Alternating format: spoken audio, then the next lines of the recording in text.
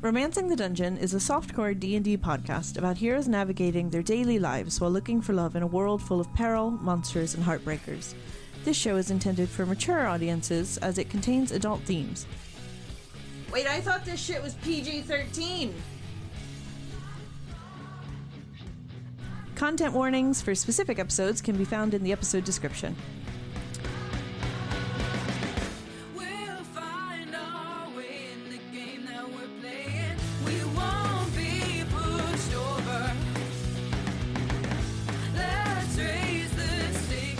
I paid some girl I met on the street to do the recap, so I don't know. Here you go.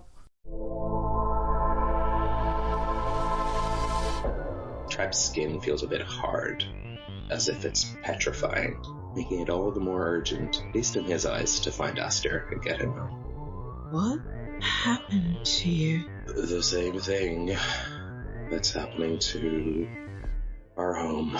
You're not a dryad. It shouldn't look like this. This is delightfully tragic, oh my goodness. Be silent if you're not going to be helpful.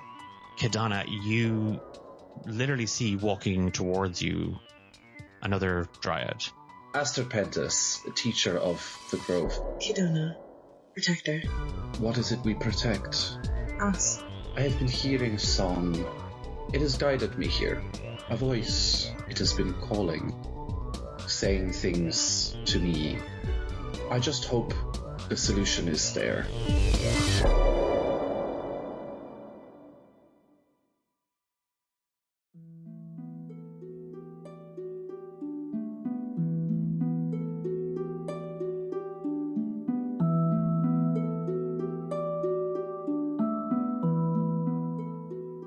So you've been hearing a song?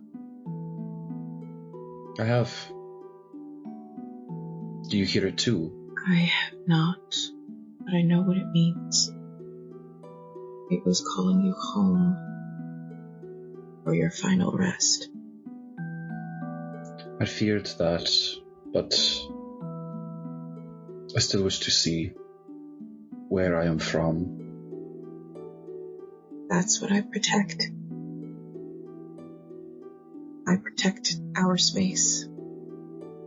Well, then you are better than a lot of us. And I don't think you can understand my gratitude for what you do. Could you take me there? Of course. However, I believe your friends need you first. Kidanah and Aster, having learned of the truth of the song, the pair of you just like looking out across the rolling desert beyond, the ashen expanse, and the few fields that sort of stand defiantly against the encroaching desert. You both see the horizon darken and the clouds roll in. You can see the wind picking up and large clusters of red and black sand just being hurled, tossed, twisting violently into the air. This is an ash storm.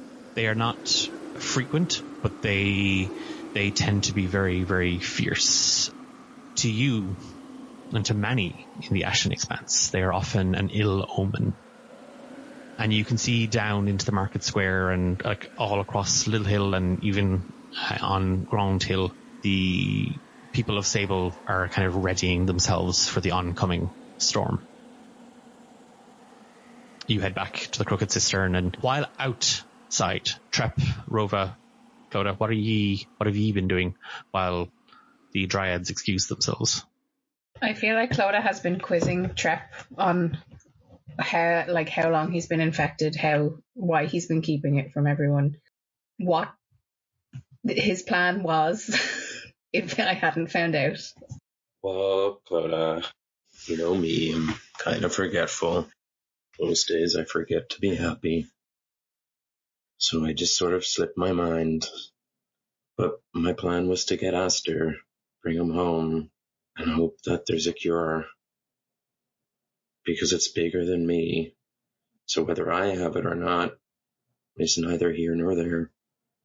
I'm disturbed if it's self-sacrificing due to personal neglect or some sort of larger heroic ideology here. I'm a little bit unsure, and it's throwing me off. Trepp. I don't know how to answer that. What makes me different is what makes me who I am.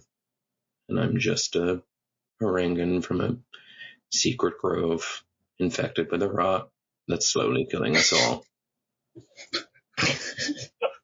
So unique. Well, it's an interesting way to play your tragic footnote in history. I'm afraid that even in history, given that this is affecting more than the grove, it seems to be affecting the world, I'll just be a little blot. There is a nice dramatic irony in trying to save the world when we know it's doomed, so... Can you guys maybe for a second try not to be so morose? I'm chipper about it. She's going to take Trepp's hand and just like make direct eye contact and just be like, you are important, and I refuse to lose you as well as everything else. I will stop being morose. No, that's part of your charm. Well, I was going to condition it the moment you stop being so darn nice. Vi is standing in the corner, like cleaning a glass, and like to nobody but herself, just burgeoning romance. She sees it in everything. Champagne bottles are popping of their own accord.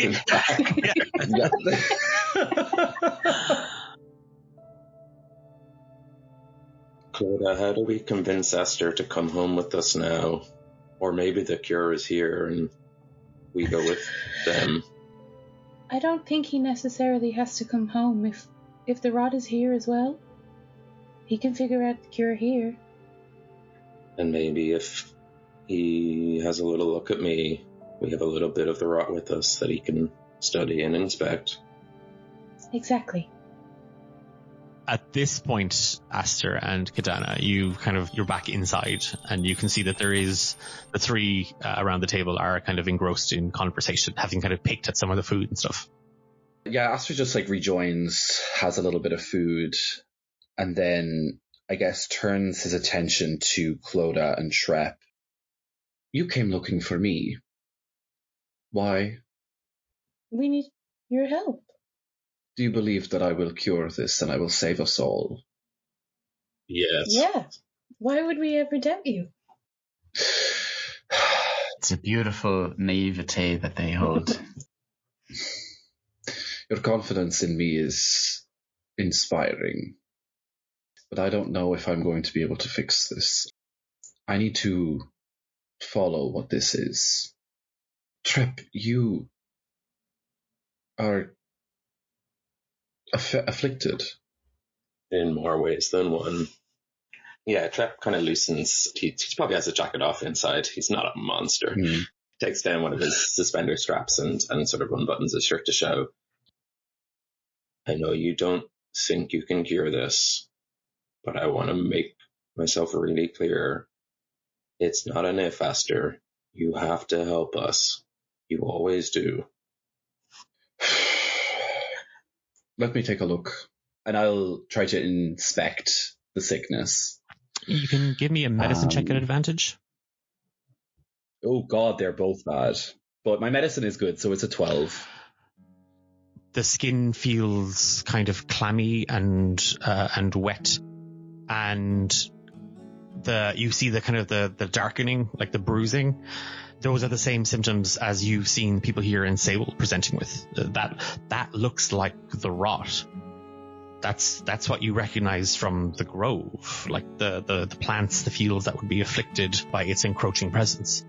It manifesting as a sickness in people. We've never really dealt with this, but this petrification, this hardening of the skin, this you don't see, and this you haven't seen in anybody else in the Sable.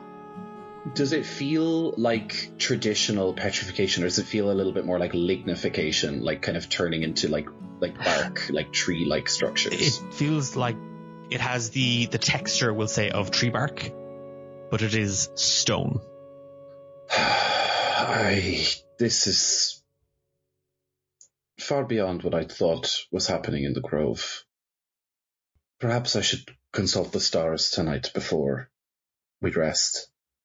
This is concerning. I don't quite know what to do yet. I have more questions just to exacerbate things. Before I left the others, I met Kappa, and he gave me a prophecy that I think you should know. It's better if I sing it. Clodagh, wait. You don't want to be kicked out. True.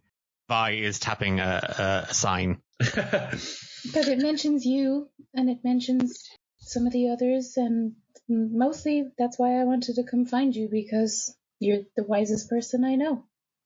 You believe I am some key to this prophecy? I really do. Did the prophecy sound positive? It was more like suggested instructions for preventing the end of the world. About as positive as prophecies get, I guess. There are less restrictive rules at the inn in terms of bard care and whatnot, versus here at Vise, if you wish to properly tell him this prophecy. We must make haste, a storm is coming, and some of you are small enough to get blown away.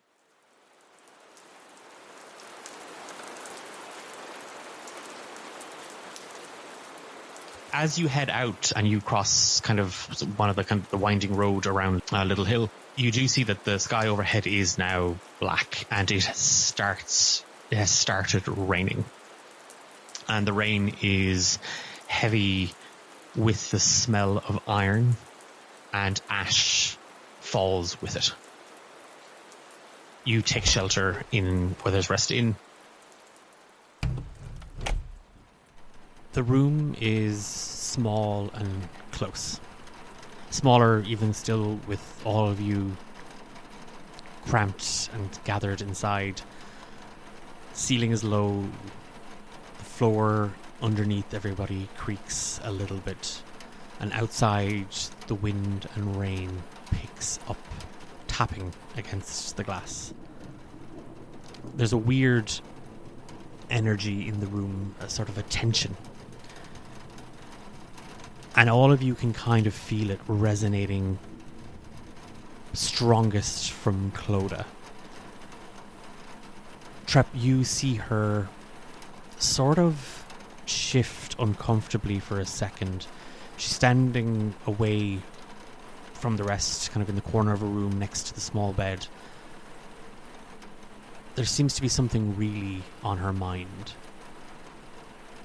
And then you watch as she kind of straightens up. Her eyes fix on yours for a moment. She takes a deep breath. She reaches for a small lyre, and she begins to play.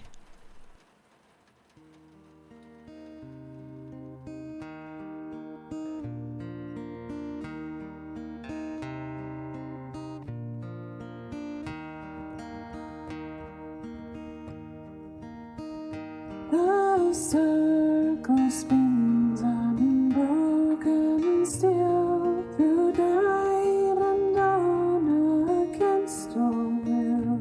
Two lovers born to tear apart, to break the world and share the heart. In spite of love, in spite of hate, they weave the threads that bind their fate.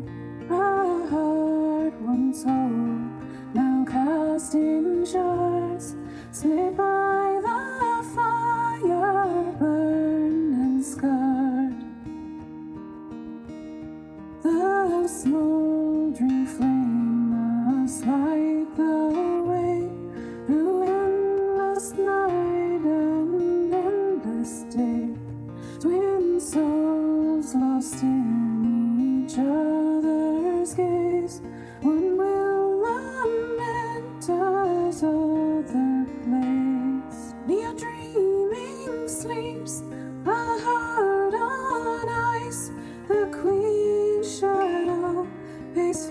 equal price. One will fade, the other too late, and through their fall the circles gave. The whispered song of first ones born, a fleeting note before the storm. She guards the path, yet marks its end, both messenger and world's last friend. Meddling forces, both veiled and sly, discarded lovers weaving by. The house of three will fall to one, to twist the cards, obscure the sun. They watch the moons and flickering light in shifting sands where shadows fly. The one who knows all hidden deep, on quiet winds their secrets creep. The eternal bride waits, her sorrow deep, a lover stolen kindles wrath to reap. In storms of peace surveys from high, a fortress veil neath darkening sky. The hollow sovereign reigns no more, the shattered helm his blood restores. The sacred haven's roots are bled, through twisted relic in shadows they'll wed. The forsaken air wanders through dreams haze, bound by a love that drifts and decays. Each shard of heart now colored bright, a piece of pain, a shard of light, in hearts aflame like sunsets glow, a withering drought of rivers flow. The bitter bite of autumn's chill, green ivy's grasp upon the hill, a rose that chokes with thorny vine, a violet sky where fear entwines, a quiet sea, the calmest blue, the pale dawn light where love breaks through.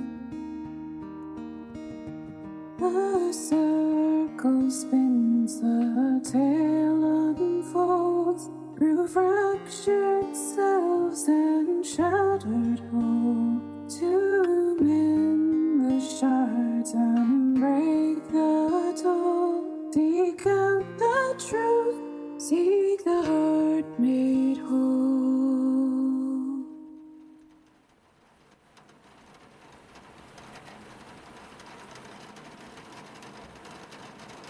I'm concerned about the roots that the prophecy speaks of. I assumed that was the grove. I don't think it is. I think it's something larger than the grove. I think Aster might be right. Remember, Clodagh, when we were under in our route, we saw a network of roots around the world. And this is probably where, Kidanah, you might have a route too, and I get the feeling there's many groves and many Asters. Only one you, Clodagh. Maybe many Trepps. I mean, I've met Rova. So, I think this is bigger than all of us. I think the solution to our current problem probably lies within this world tree. I think if we can fix what's going on with that, it might save the grove. But that prophecy is entangled. It is entwined. There are many people it references. Aster, give me a wisdom saving throw, please. 18. As Clodagh's, as the song kind of quietens and you reflect on it and you look around the room and you were listening to Trepp trying to help Clodagh dissect it and Rova almost like critiquing it, like making notes for like, no, you could amp the drama here or you could lift it there. There's two things you notice. You notice how quiet Kidanah has gotten. And then in that moment, you hear the song again. Come home before the flame fulfills the end the stars once named. Your kin awaits where silence clings, a heart before the breaking wings. And that call, that need to go, rises in you. You feel a sharp pain just catch in your chest. And down along your left-hand side, the white bark carapace cracks and petrifies black. It looks like we are on even less time. Kidanah, I believe this is where you take over. Listening to the prophecy and hearing the words and knowing what she knows about Aster, Kidanah's mind has been racing, mainly on how do I lose Rova? I am not taking this man to my home. How do I get rid of him? I mean, he cannot be trusted. He cannot come with. How do I get rid of him? What sort of shiny death thing do I need to throw in the wrong direction to send him away? I believe we must make haste. We should leave soon. Storm or no. That being the case, we should. And then is there like a window outside to see how bad has it? It's kind of, it should be midday, which means it should be bright and it should be warm, but the wind is just walloping into the window, and you can see kind of the dust and the rain and the ash outside, and like the ground has blackened with it. It doesn't look like the storm is going to let up. Judging by what you've just seen and the petrification, Kidanah, Aster has less time than you first thought. Like, hearing the song is that call home means it's upon you. But usually when people arrive, the few dryads that you have brought home, the petrification takes them there. They become part of the place there. They root there. He could just root right here. No, can't have that. If you have anything you wish to gather in terms of provisions, do so now, but we must leave before the storm catches us even worse. But we must go, and we must go now. And a word of warning to the group. I'm a little nervous about the bit about shifting sands and the one who knows all, and those people who infiltrated the grove. And I guess I'm trying to say, outside of us, it's important we don't put our grove trust in people, because we don't know who else is hidden deep. I agree. That begs the question then, doesn't it? I know I'm here. I know why Clodagh and Trepp, you are here. Kidanah, I trust you are a keeper of our people. But Bard, Rova, you said your name was. What is your business? And why should we trust you? Yes, well, someone has to tell the story of your failure. He kind of looks at you very quizzically and just says, and do you wish to guide us to that failure, or do you wish to help? In the failure, life is is doomed. Suffering is part of it, and the absurdity built into the human nature needs to prevail no matter what the world is, so we need to see the story through. I don't know if I can trust you at all. Well, the feeling is mutual. You don't need to trust me. Your life doesn't hang in the balance. No, I'm stuck here in the middle of a cursed land, in the middle of an ash storm. My life is certainly in a balance. Then perhaps you should stay here. At least inside the inn, you can sing songs of the failures of Sable. See how long you last. Where would be the drama in that? Agreed, Rova. You must go with them. I want a little insight check on Rova, please. Yeah, you can do. I just want to see. This is less like, are you lying? It's more like, what is the vibe here? They're so hard to read because I don't know what's an act and what's genuine. And I'm going to use wheel as well. 24. Can I make any sort of deception check? 100% you can. Great. For story, can I use the help action to give advantage on this? How? On which? The deception check or the... By saying... Judas! No. The other one, Judas too. The one that called baddies. Trap's going to go, I don't know, Aster. Rova's saying some pretty truthful things. Life is sad. Life is tragedy. I've heard nothing but truth from this man's mouth. And I think we're going to need all the help we can get if we're going into what I think. Keep your suspicions, maybe, but we've seen this guy fight, and, well, I don't mean any offense, but the rest of you aren't fighters. I'm sorry. Which one of us took out the giant creature? Which one of us knows this land? To answer your second question, you. But to answer your first question, all of us together as a team, and that's kind of my point. With the air changing, give me the deception roll at advantage. All right. And this is a skill versus skill, not a saving throw, right? Correct. Yeah. That would be a 30. Yeah. Trying to insight a bard is so impossible. Oh my god. I also used inspiration and like a druid ability as well to try and buff myself, and I got a 24. So I rolled pretty good.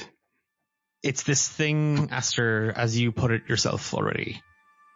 As the mood in the room shifts, it's fear. Each one of these people is afraid. Trepp is worried about himself. He's worried about the Grove. He's worried about Clodagh. Kidanah seems worried kind of about you. You can see the weight of worry that Clodagh is carrying on her shoulders, and the weight of that prophecy around her neck. And then there's Rova, who seems afraid, seems in the moment, and there does seem to be a sincerity to that fear. regardless of all this, we don't have time. We must shore up our indifferences and move. I'll say this, because I know that there is maybe, you don't know me so well, and my own path in my life takes me in a different way, and I seem to just have intersected, and I travel along with you for a while. You have my sword by your side in whatever comes. Doomed as you may be, I'm invested in seeing you as far along that path as you need to go. And I'm here with you. And if it brings me to my doom, what a story it will be. It won't, Rova. The girl speaks of my maker. Follow them. My father. Find him. And Bale just... There is an excitement that when he sensed Clodagh and the shards, the stones, this is something completely other to that. Do I have a sense of what Bale is speaking about within the prophecy or something? Is there like a specific line that I can call on? Ask him. Now, the only thing is, as we've established, when you talk to Bale, you say it out loud. Not happening in this moment, as all eyes are on me. Yeah. Something obviously that Clodagh has said has ignited, because you can feel the blade trembling, and it's not out of fear. If there's fear in this room, it's not coming from Bale. Bale is excited. Before we leave, one last thing. Where I'm taking you is sacred to me and my people. If at any point I feel any of you will do any disrespect, I will not hesitate to drop you. We'll treat it with the same reverence we treat the grove. You're just not resting, just going to head straight out? With Aster changing as he is, I can't risk it. Mentally, the only thing I care about is getting him there. If they get lost in the storm, that's truly not my problem anymore. Declan, given that I've been treating this rot using ointment for some time, do I have any insight or knowledge of like rest actually being, because we have all the people in the grove are in bed rest, so like to stave it, it's potentially pushing through and pushing your body to the point of exhaustion and stress that spurs it on, and actually rest might be the smartest and most preventative measure we could take. Do I have any knowledge of whether that rings true? You do. It does. But that rest is a double-edged sword. Because for as many people who lay down to catch their breath, half don't wake up. Half don't find the energy to rise once again. The rot doesn't take them. They don't die. They don't seem to be able to act. Fair. Then long rest it is. I agree. And with that, with kind of a decision made, begrudging for some, the group decides to rest, to stay the day in Sable, to rest overnight, to catch your breath, to formulate an idea, and to hope that the time spent recovering is time that you can make up for, that those afflicted by the rot, Aster and Trepp, aren't in any way, shape or form hindered by it.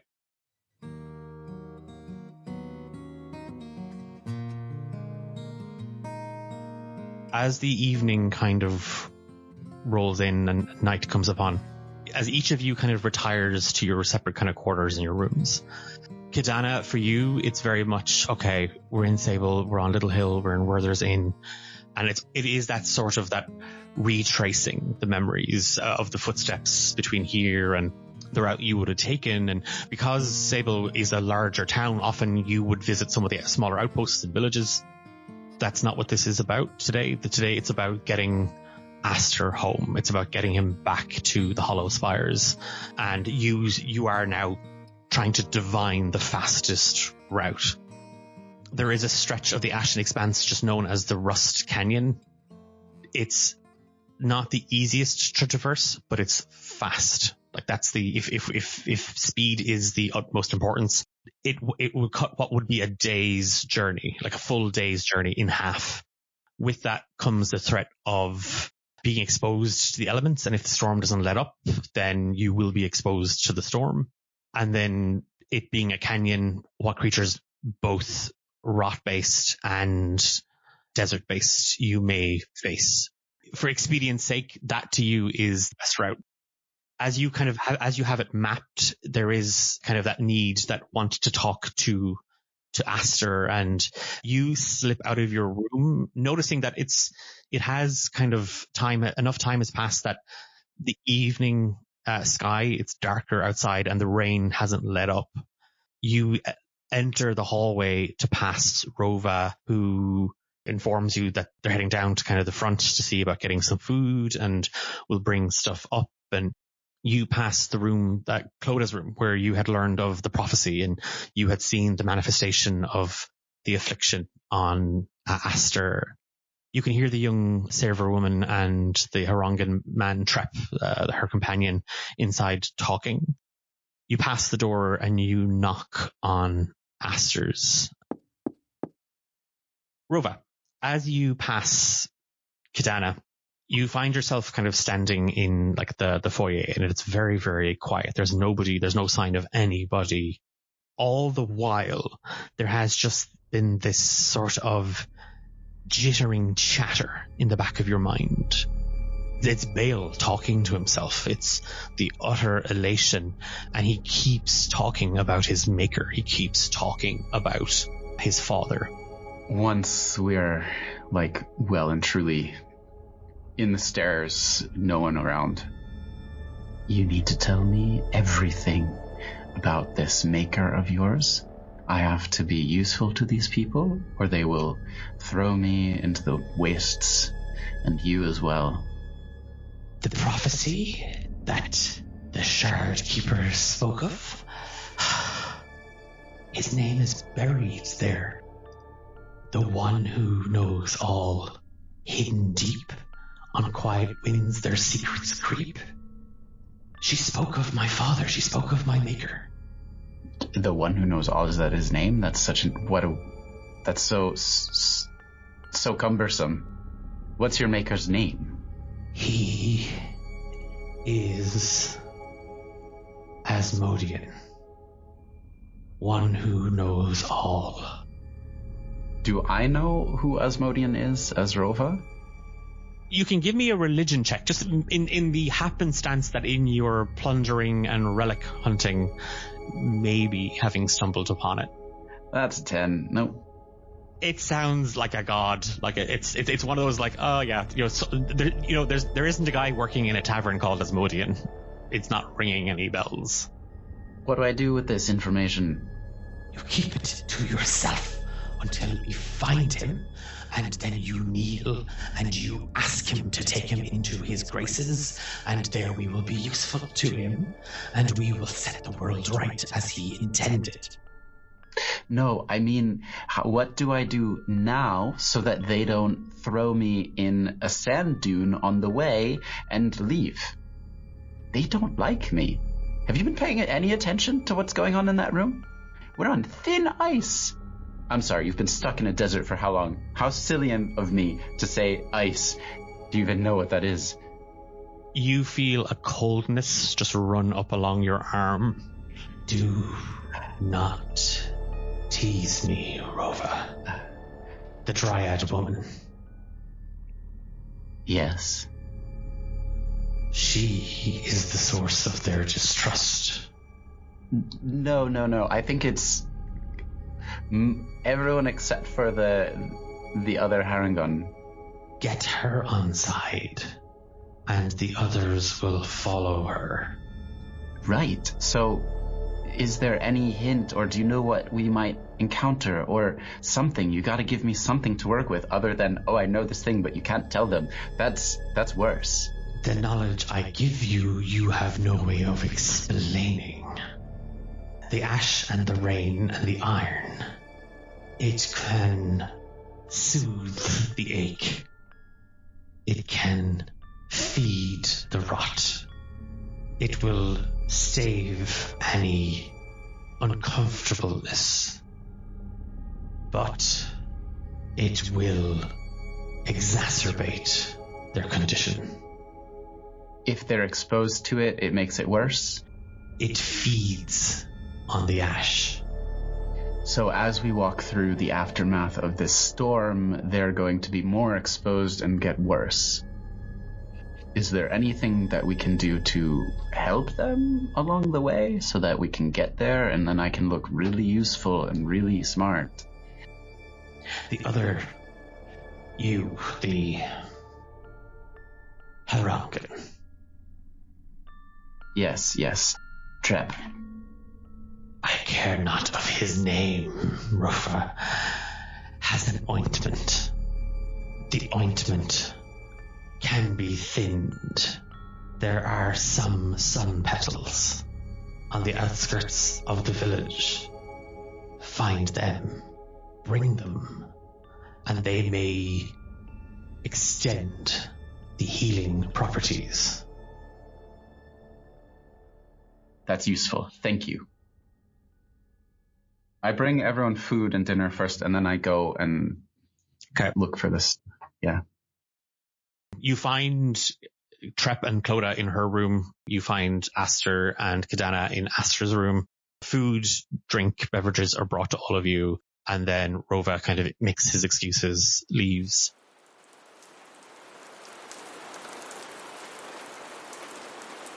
It feels as if the rain is, not only is it like big drops of rain, they are heavy, as if they are made of iron.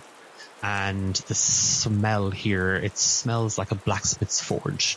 It smells like war and battle. It smells like fire and heat.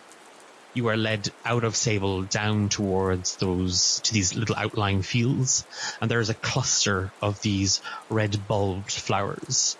And Bale, with his direction, tells you where to kind of cut the stem, and to not take any of the outer leaves off, to cut from a node.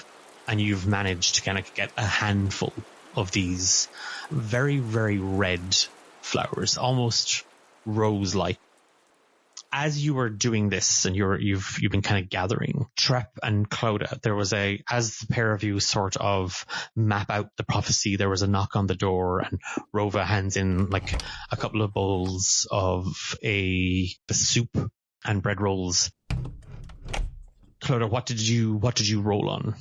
I rolled on Arcana, and I got an 18. Okay. Ben, you were... what skill check did you pick? I used Insight, and when all checks and balances rolled out, including some Bardic and a DM Inspiration, got a 25. It's almost like a little study group. And Clodagh, there is a memory of like you and Trepp, Oisin, the twins, and others cramming for one of Aster's pop quizzes. And he'd always say, a pop quiz can just happen at any moment. And he would spring them upon you, but you all quickly learned that the Dryad had a tell. The day before a pop quiz, he was always just a little bit more excited because he had figured out like a great question to really tease out your knowledge. And that was usually kind of a forewarning of, oh God, there's going to be a big essay question coming the day after. So you and Trepp spilled around the floor with food and drinks, and Nana kind of like, no, that's the wrong. No, carry the 6. Carry. I said carry. You look and you can see the petrification on Trepp. You can see his shoulder and you can see his chest and you can see it kind of creeping up along the side of his neck. That nostalgia is panged with this weight and this guilt. And as you are sort of like writing the prophecy out and the lines and the words behind them, you were referred to. Kappa called you the Whispered Song. That's sort of circled, and then there's like a me written beside it. A fleeting note before the storm, and you look out the window and you are in the middle of a storm. Messenger and world's last friend. No idea. Trepp, as you kind of see the pressure that Clodagh is under, and you can tell, like, 'cause it's not just concentration, there's a complete sense of frustration. There's a verse there that, as you study the page, probing Clodagh and just getting her to talk about anything but the prophecy. She tells you about the mountains and the catacombs and Galeshire and Tezrab. You stop studying in the way that you would always stop studying, because Clodagh is a worrier, and Clodagh worried about every exam, every assignment, every class, and having to know the answer and have the right answer. Getting her to talk and getting her to tell stories, getting her to perform in a way, letting her speak her mind and letting her conjure these word pictures puts her mind at ease. And there's something in her stories as she talks about these people. The smoldering flame. That's Hephaestus. And right now she is the one leading her friends. She's the one that's taking charge. twin souls, one lamenting, one playing. Well, that's Ivan and Nate. Two souls, one body. One broken-hearted, the other one still playing games. The undreaming sleeps, a heart on ice in the Queen's shadow. One will fade, the other too late. Well, AJ is consumed with Fia, and he is so worried about finding her and being too late. That can only be them. Paying fate's cruel price, one fading, the other too late. Through their fall, the circle's gate. Is the fall their relationship? Is it the fall in the catacombs? There's still questions there. I'm gonna give you, Eilish, as Clodagh, you can ask me one question about the prophecy, something from it in it. As your mind rests and you stopped thinking about it, it's that, you know, that moment where the answer comes to you when you stopped thinking about the question. I'm going to let you ask me a question about the prophecy, and I will give you, Clodagh, the truth. You will understand one thing about the prophecy. Oh God, the pressure. What is Aster? So Aster, you are actually in the middle of your reading. I think he's left the flower alone. Okay. He's afraid of calling on its magic right now. So he's going for the traditional method. He has his books, but he's also finding if there's any like potted plants, or if there's anything in the room that is from like nature, even maybe some of the sunflowers, the desert roses that have grown on him throughout this journey. He's consulting them as well. He does want to commune with actual nature as well as there's study. a tiny little cacti, like they're, like, you know, just kind of sitting in like a little ceramic pot. It's one of those things where when you look around you, you see it. Like there's there is the flowers that have been blooming on you, those desert roses, the cacti sitting in the windowsill. There's even kind of a scattering of seeds kind of lost in the wood frame and like in the floorboards. As you reach out and there is that knocking, you hear Kidanah's voice on the other side. You asked me for prevalent plants, minerals, animals, or peoples, powerful celestial, fey, fiend, elementals, or undead, or influences from other planes of existence. That's what you... Okay. Well, the prevalent plant, animal, or people is beyond that door. Outside that door right now, there is an incredibly powerful being, and you've just heard Kidanah's voice. And as you connect with nature, you can see these lines, you can see these threads, you can see these roots, and you and she are connected. You are connected to her. And as that thought sits, and again, the knock at the door, and you reach beyond that space, you feel that magic, you feel that evaporation as you extend the magic out. It's only at the end, at the phrase of your energy. There is something incredibly powerful nearby, very close by. Like, there, but that doesn't matter. That is a blip. That is a drop in the ocean. At the far edges of your magic, where you meet the 3 miles, it extends beyond that. You don't know how far it goes. But 3 miles east, as you reach out towards that song, to where the call, that pull comes from, this force drawing you home, there is both something incredibly powerful in the celestial but not celestial, something more than that. And it's where you can kind of feel that drain on the power going towards. There is influence from another plane here, but it's as if they're sitting on top of each other. This isn't there's a vortex or a dimension or a rift.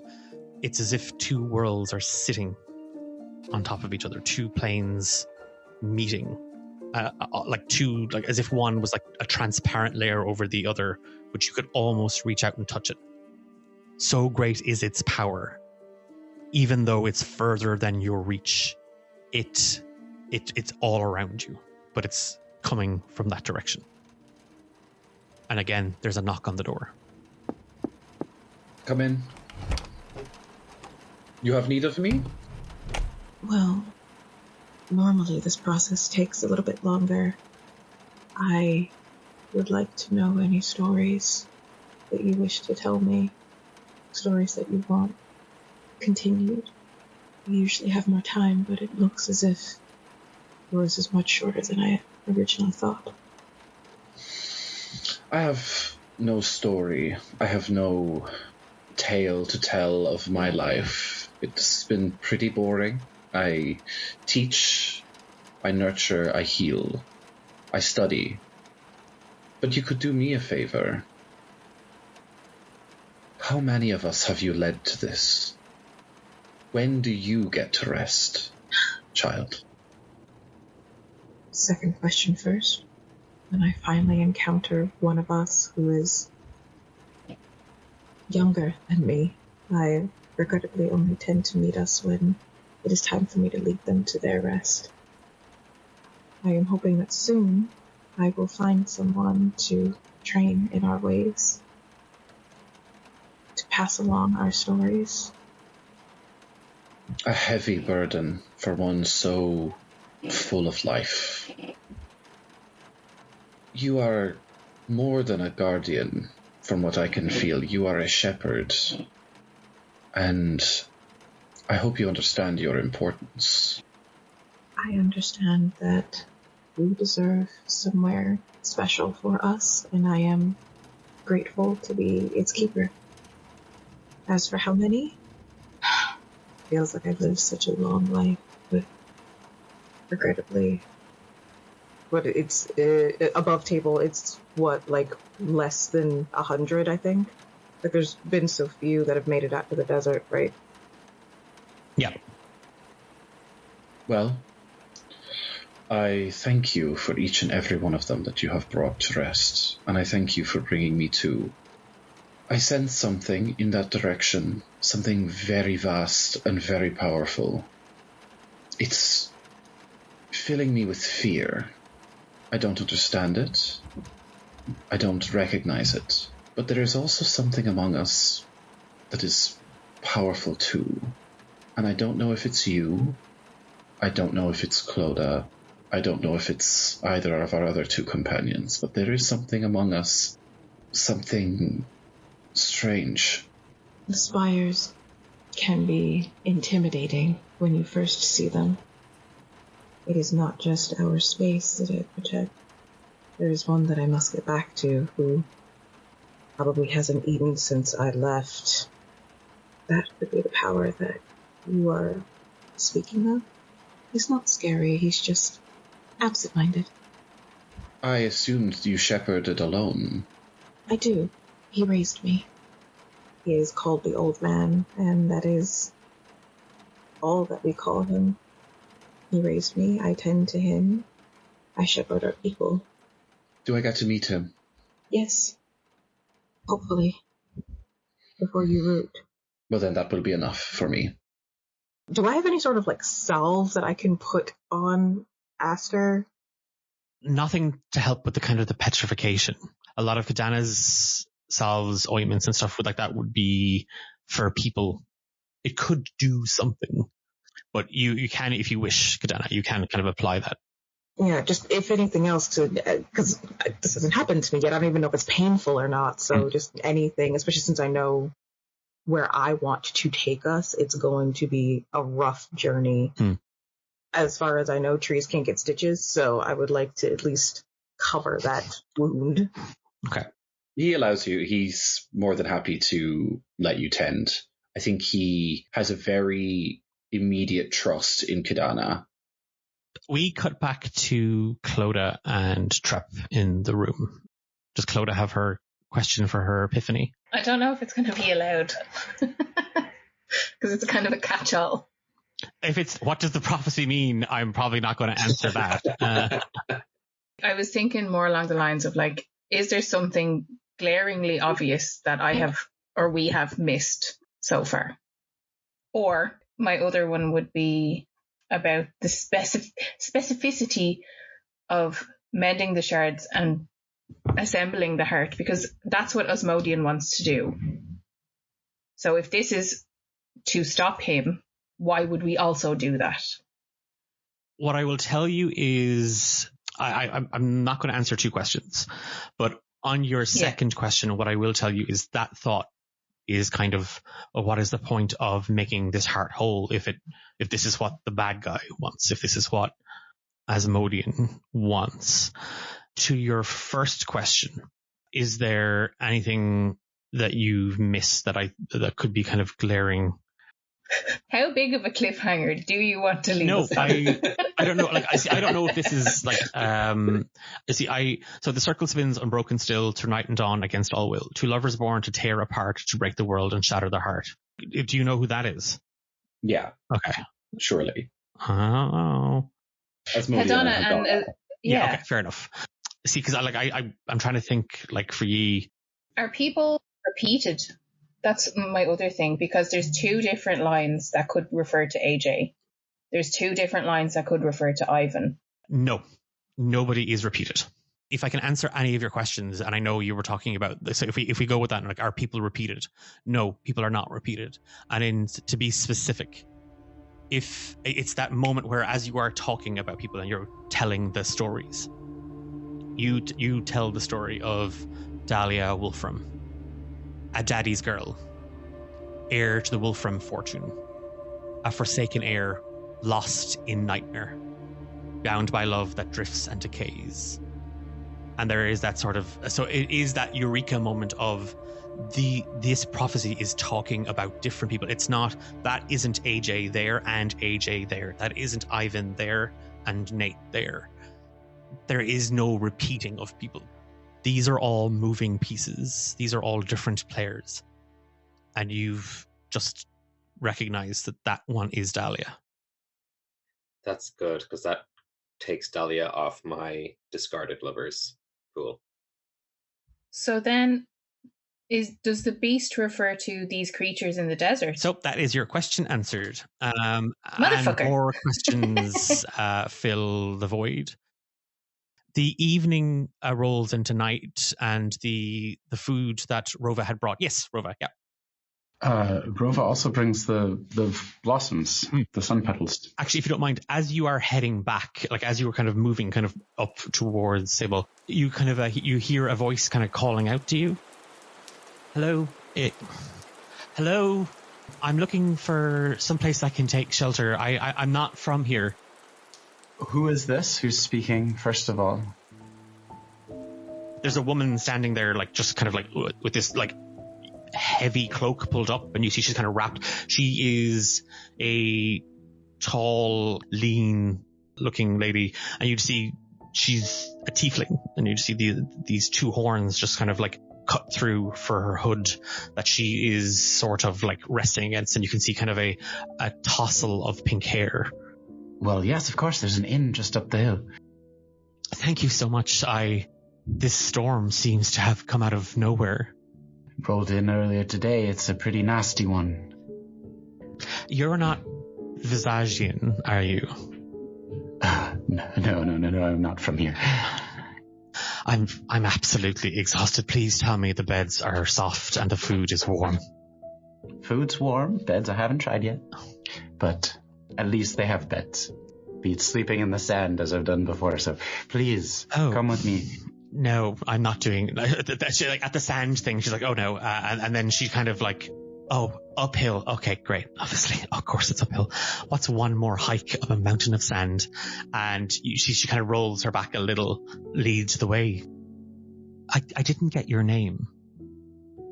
And neither did I. I'm Rova. And you? Hephaestus. Hephaestus. Wonderful to meet you. Just insight check on this interaction. Mm-hmm. Is this person are they actually a lost traveler, or do they seem to have more wits about them, looking for things, eyes casting around, than I would expect? You were looking to beat a nat 20. Oh, Okay, well, I got an 18 on the die, plus an insight of 6, so that's 24, not bad. So hers is 20 plus 8. Right. So, but she looks the part, Rova. She looks like the weary traveler. She looks like the desert wanderer. But there's something off. Like it's like she sounds tired. She sounds hungry. She sounds eager for rest. Like all of these things. But there is a kidder recognizes a kidder, and even though she fits the part, even though she sounds the part, there is still something inside you, and you don't know what it is. And like as you kind of lead her up the path towards where there's rest, she steps in kind of, and like it gives you kind of a smile, and she pulls back the hood, and you see that she's that pink hair, those locks of pink hair that are just these two sort of like twisted little curls that are wrapped around her horns that hang down. And she's got quite a short bob, soft rose pink skin, where her hair is this neon pink, her skin is a soft rose pink, and just these swirling black eyes. She smiles at you. Thank you so much for your help. And she kind of goes over and she kind of rings the bell. A pleasure, and may we meet again, maybe. Wouldn't I be so lucky? And she kind of like, she smiles as Varn kind of comes out kind of very sleepishly, like, what? Like looking to like, where did I put the ledger? And he's looking around. And then she kind of half rolls her eyes kind of at you, like as you kind of dart around the corner. Oh, that is a beautiful sword you have. Yes, an heirloom. Family heirloom. Of course. You must obviously descended from very noble blood. Yes, well, I don't like to brag. But perhaps we can regale each other. I would love the chance. Charmed. Maybe I'll come down for a digestive. Maybe. She kind of turns and kind of half kind of flits to one side, like with the flowers kind of like in a bundle, like in a little knapsack, heading down the hall. Bale is trembling. Hair on the back of Rova's neck, all a bit up as well. Doesn't feel good. I would like to go to Trepp's room. I don't know if Trepp and Clodagh are... It's one of the things, as you pass, like you pass Clodagh's room first, and you hear Trepp in there. Okay, then I'll just knock. Do you want me to answer the door, Clodagh? Yeah, it might be Aster. Alright, I go over the door and I open it a smidge. And you're like looking up for Aster, and then... Hi, sorry, can I come in a moment? I just want a word. Yeah. Pardon me for intruding. I noticed that the ointment you carry is a limited supply, and now there's two of you who are dealing with this affliction. My grandmother was an herbalist, and I picked up a thing or two, and then your prophecy reminded me of a poem she had. Anyway, these sun petals, I pull out the flowers. These, if you prepare them, if you mix them with the ointment, you can stretch it. She had a little rhyme. Sun's a healer, moon's for stealers. You read the stars, voice on wind afar, rains a fickle to feed or bleed. And I just thought it reminded me, your prophecy reminded me of this. The sunflowers have healing properties, and I think that they could help you. Anyway, I wanted to offer you these. Rona, that's so kind of you. You're kind of a bit of a spark of genius, I suppose, because we do need to make this ointment last a bit longer. And although I am just a humble Varangan, I'm also a cartographer, and in my spare time I like to grow and brew tea. And I'm thinking, actually, if I mix this and the ointment and whip up a batch, maybe through dilution and through vapor, there'll be enough to last myself and Aster till the end of our journey. And just the rains, the mud from the rain outside, I would recommend you avoid it if you can, because it may ease a symptom, but it will exacerbate the injury probably. How do you know that? Again, my grandmother was an herbalist and had the rhyme, rain's fickle to feed or bleed. It grows the plants, but in this weather, I don't know if you can smell it on my cloak. It has a mineral. Also, a traveler came in. I don't know. Don't be alarmed, but she's nosy. It's like a tiefling with pink hair. Did she give you her name? Hephaestia? Trepp, we need to get out of here as soon as possible. Well, that sounds like your friend Hephaestia. No, it's definitely not Hephaestia. I know exactly who it is. Okay. I guess if we leave, if they've just arrived for a night's rest and our plan was to rest during the day and travel by night, then with that in mind, I think we should hunker down and be ready to leave when the stars are brightest. Is this a problem? Is it someone I should... She can't find out. We're here, Rova. Well, she doesn't know. I didn't say anything about that. Thank you. What's your passive perception, Rova? 16. You're still standing out in kind of the hallway, kind of talking to Trepp and Clodagh kind of beyond into the room. I think I've tried to slip in and have the conversation behind a closed door. Okay.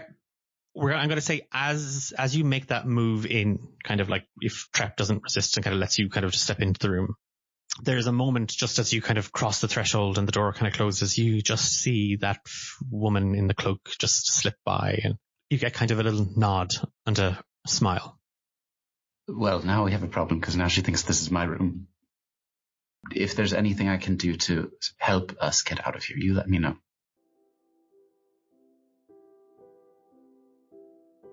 As night falls, and with Rova now having to secret himself in Clodagh's room as if this was his space as well, each of you kind of finds a moment to kind of sit in your thoughts, collect yourself, ready and rest. For each of you, though, your mind kind of wanders. What's Adalia doing here? What is my fate? When will the petrification take me? Who is Bale's maker? What is the one who knows all? Who am I, and what is my part in all of this? There's a knocking at the door as Kidanah rises the groups to make their way out into the night sky, and the rain continues, and that smell that Rova had mentioned, that mineral, is that smoke black iron that kind of catches, and as the rain and the ash seep into your clothes, your cloaks, you feel it. You are secreted through the dark night, down the road of Petite Hill, out of Sable, eastwards, across the black and red sands of the ashen expanse that are almost muddy underfoot. It feels for a faintest of moment like trudging through a riverbed, until your feet eventually find hard stone. And Kidanah tells you that you've arrived at the Rust Canyon, and the hard part of the journey begins now. And under the twin moons of Arcanum, the five of you begin to make your way through the Rust Canyon eastwards, towards what Kidanah refers to only as the Hollow Spires. And that is where we'll leave today's recording.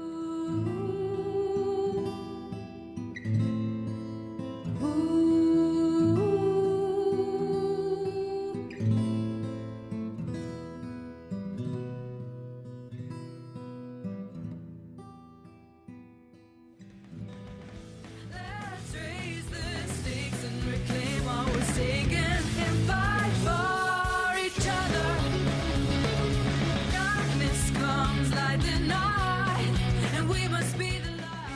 You've been listening to Romancing the Dungeon with Eilish, Ben, Jacob, Ashton, Dahi, and me, Declan, your Dungeon Master.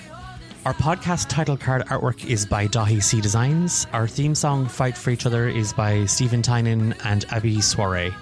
This is... sorry. The energy for the outro is a bit weird. This is the second one I've had to record. The file I uploaded didn't make it there. Louise, if you're listening to this, you probably aren't because we don't have time. I'm so sorry. But, it's just tech. Because sometimes it comes back to bite us in the butt, doesn't it? We're really ramping things up for Clodagh out in the Ashen Expanse and for where this is going to go for the story. I'm currently editing what the gang are doing back on the Dragon's Back Mountains. Let's just say if Clodagh ever found out, I think she'd be really mad at us. It's a good thing she won't be listening to their episodes, maybe. Who knows? If you want to see more from D8 Dungeon, you can find us on all social media at D8 Dungeon. There's a link to our Discord server below in the episode description. Why don't you come on over, hang out with some of the coolest people on the internet, talking all things nerdy, TTRPG. We are currently working on a bunch of new shows and streams that you'll be able to catch on our Twitch channel, twitch.tv/D8 Dungeon. That's it for me. I'm going to bounce because I need to get this outro to Louise. Gosh, this is the latest we've ever done one of these. I'm so sorry. Goodbye. See you in 2 weeks. I'll definitely have the outro recorded for the next one. Sorry, Louise. Bye.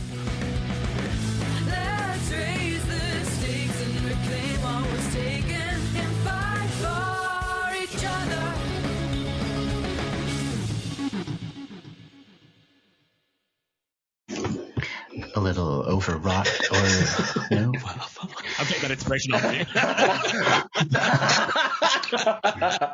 A lightning strikes Rova right in the